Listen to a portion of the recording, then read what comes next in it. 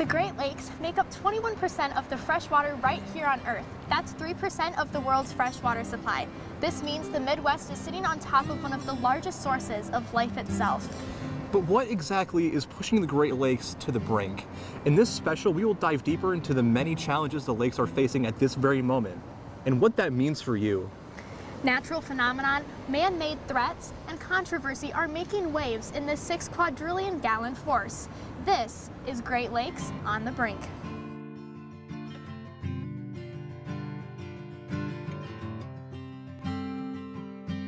While some threats to the Great Lakes stem from the atmosphere, others have been placed here by humans. What if an essential tool for a booming industry is turning into a catalyst for controversy and for concern? While pollution is a growing concern, a natural living polluter is honing in on the lakes. These invaders can cause damage to pre-existing life and are forcing action to be taken before an entire ecosystem is devoured.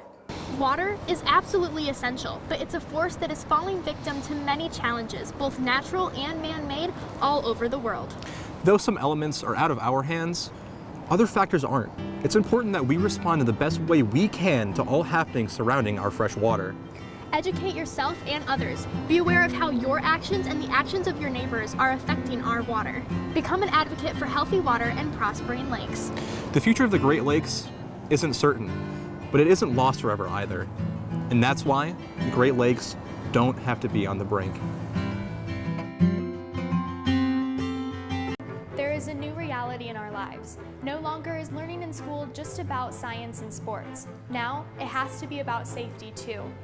Davison Community Schools has recognized this need and is always looking for better ways to keep its students and staff safe during these trying times. Sitting and locking down in place is not the only option anymore during an active shooter event. Today, we will look at a new system being taught all over the nation called ALICE training. Lockdowns may still be needed in times of an intruder, but now we can use an enhanced system for lockdowns. If you cannot escape the room and an intruder is near, then the best option is to lock down and keep the intruder out for as long as possible. Getting this information to the right people is critical in dangerous situations and can save lives. Once outside of the building, do not run towards law enforcement officers. Cops are on high alert during these situations and are looking for the attackers. Running towards them may be dangerous, especially with objects in your hand. Even a phone may look like a gun to a cop during a high-stress active shooter event. Being part of an active shooter event is a terrifying experience. Being trained and knowing the steps of ALICE training can be life-saving. No event is the same, and no one knows when and where the next shooting will be, so it's up to us to be alert and ready to act. Lock down if needed, give accurate information, counter the shooter if you come in contact with them, and most importantly, evacuate the fastest and safest way out of harm. Today, many Americans have the access to multiple news outlets, from television, radio, and even social media pages, to find the inside scoop on an array of topics. However, recent ownership laws have changed what the people are seeing, what they're hearing, and ultimately, how they trust. In the fall of 2017, the Federal Communications Commission eliminated media ownership laws that Chairman Ajit Pai claimed were decades old. The relaxing of media ownership has been underway since 1996.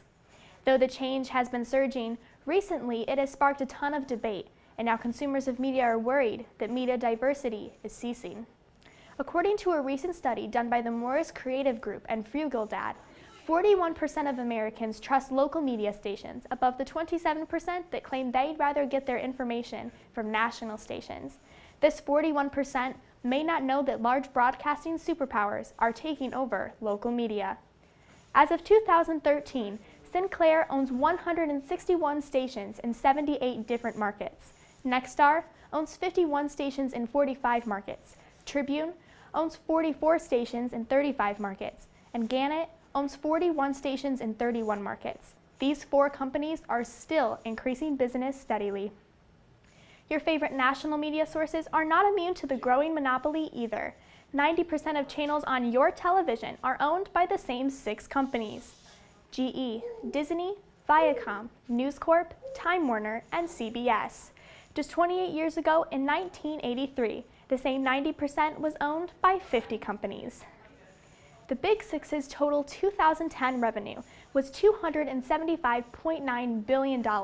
That's enough to buy each NFL football team roughly 12 times. The media has an influence in our everyday lives, even when you don't tune in to the 6 o'clock news.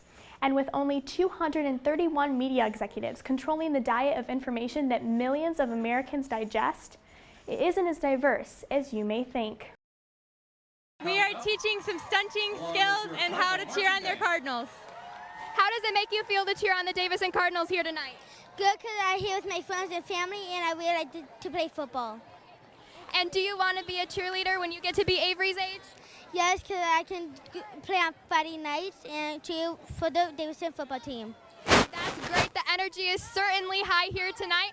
I'll toss it to halftime, and I'll see you at the end of the third quarter. Welcome back to the sideline. You guys, it is loud and it is excited in here. The crowds are absolutely full of passionate fans that are just cheering and cheering on both teams back and forth. My ears are ringing with how loud the crowd is, you guys. If you are enjoying our coverage here tonight, it is only going to get more chaotic, but guess what? We also have a post-game show coming at you right after this game, hosted by DTV's own Kate Lawrence and Casey Love, so be sure to check that out because we'll have highlights from tonight's game, and you can catch even more of tonight's excitement.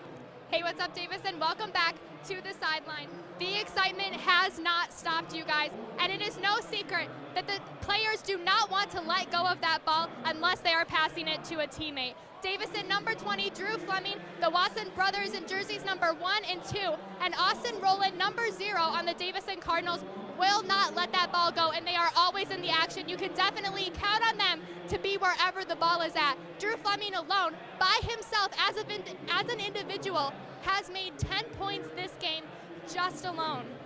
They are not letting that ball go, you guys, and that just adds to the intensity of this game. Players upon players yelling at each other to get that ball, and every single minute it seems like they are calling timeouts just to get their players' heads back in the game and discuss a game plan to take down the other team. Hey, what's up, Cardinal Country? I'm Rebekah Allen for DTV News. Welcome to your Sideline Report. Tonight, your Davison Cardinals are taking on the Cavaliers of Carman Ainsworth, and it has been a long-standing feud between these two teams. Just last month, when the two teams went head-to-head, Carman Ainsworth unfortunately came out with the lead, 54 to the Davison Cardinals 41. But your Davison Cardinals got back on that court tonight, hopeful for redemption. Even though they only have 6 points on that scoreboard, they are still hoping to bring home a win against the Cavaliers. Well, that's all I have for the second quarter, guys. Stay hopeful for your Davison Cardinals, and I'll see you at the end of the second quarter. Hey, what's up, fans? Welcome back to the sideline. Not only did your Davison varsity girls basketball teams make it to regionals tonight, but two individual Davison wrestlers are state champs. Congrats, Andrew Campbell and Alex Facundo, for making it that far. Also, our hockey team is playing tonight in hopes to achieve state championship hood as well. Congrats to all the Davison-made teams. Good luck, hockey, and hopefully our Lady Cards can come back after halftime and sweep the Cavaliers right off their feet. Well, I'll toss it to halftime, you guys. Enjoy. Hey, what's up, you guys? Welcome back to the sideline. I don't know about you, but it has been such a rush watching all of those ladies run back and forth across the court in order to make just one more basket. Well, if you are enjoying our coverage here tonight, you can be sure to stay tuned for our post-game show hosted by DTV's own Dryas Wright and Bailey Talaska, where we'll discuss all the highlights and all the inside look on this game. Be sure to stay tuned. The Genesee County's career rushing record was just broken tonight by Davison's running back, Tariq Reed. This is not the only record he has broken, and it's not the only time that he has been noticed for his exceptional work out on that field. Hey, what's up, Davison? Welcome back to another courtside update. This game has been very intense. Both teams are going up and down the court, and it has been very, very intense. And this intensity has transformed into the crowd going absolutely nuts. Both the Bobcat student section and the Cardinal student section have been yelling back and forth at each other, and parents are getting very passionate, along with some siblings. Hey, what's up, Davison? Welcome to the sideline. I'm Rebekah Allen for DTV News, and I am here live in the Davison High School Gymnasium where your Lady Cards are taking on the Lady Cavaliers of Carman Ainsworth. Carman Ainsworth and Davison have had a long-standing feud, and currently the Cavaliers are leading against your Davison Cardinals right now at the end of the first quarter, but it is still anyone's game. I got the chance to speak with Lady Cardinal Lex Davis, and she told me just how she feels about playing Carman Ainsworth here tonight. Let's see what she had to say. play them. I feel like if we play the way we played last night, we play as a team, we'll definitely give them a go. They're definitely obviously beatable. They only beat Bay City Western by 5, and Bay City Western beat us by 3. But if we don't fall short and we play the way we play and don't let them get us out of our game, we'll definitely be able to beat them. Well, guys, hopefully your Lady Cardinals can bring home a win tonight in the first game of the doubleheader against Carman Ainsworth. I'll see you right back here at the end of the second quarter. Hey, what's up, Cardinal Country? Glad to see you back here on the sideline. Currently, the Cavaliers of Carman Ainsworth are leading against your Davison Cardinals, but it has been an intense matchup. I don't know about you guys, but I have been on the edge of my seat this entire game. If you are enjoying the coverage here tonight, we are not done yet. Be sure to tune into a post-game show right after this, where we will show you highlights from this game, and we will give you all the need-to-know details on the boys' game coming up. Welcome back to the sideline, Davison. I'm Rebekah Allen for DTV News, and I am here with Hannah Fielder, who was just crowned Davison Homecoming Queen. How does it feel, Hannah? It feels amazing. I couldn't ask for better girls on the court with me. They were really supportive, and I just like to thank everyone. So thank you guys so much. Who made this all possible for you? Literally everyone, anyone I could think of. There's just too many people I could blurt out right now. The pink out game has been exciting. I was even taught some cheers by the little cheerleaders over there as the varsity cheer team is teaching them how to sideline. Hopefully the boys can bring home a win for those cheerleaders and the people cheering them on in the nest. The stands have been painted pink, and this is a brilliant way to enjoy another game of football. I'm Rebekah Allen for DTV News, and I will see you at the end of the third quarter. Hey Davison, I'm Rebekah Allen from DTV News, and I am here with your sideline report. I am right here in Cardinal territory where your Lady Cards are taking on the Irish of Notre Dame, and currently your Cards are in the lead. Hopefully they can pull out another win against the Irish. Hey Davison, I'm Rebekah Allen. Welcome back to your sideline report. Well, our Lady Cards are currently leading against the Irish of Notre Dame, but they are not the only ones who are showing what it means to be Davison made.